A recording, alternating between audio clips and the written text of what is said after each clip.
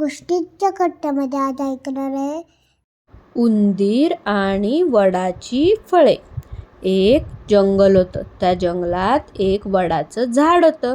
त्या झाडाखाली खूप उंदरं राहत होती. ती उंदरं त्या वडाच्या झाडाची फळं खात होती. पण त्यातले काही उंदीर म्हणाले की आपल्याला ही फळं खाण्यासाठी त्या झाडावर चढावं लागतं रोज. त्यापेक्षा हे झाडच खाली पाडलं तर आपल्याला चढावंच नाही लागणार. आपण सहज ती फळं खाऊ शकेल. मग ते गेले तिथं झाडाची मुळं कुरतडायला. मग त्यातले काही शहाणे उंदीर होते.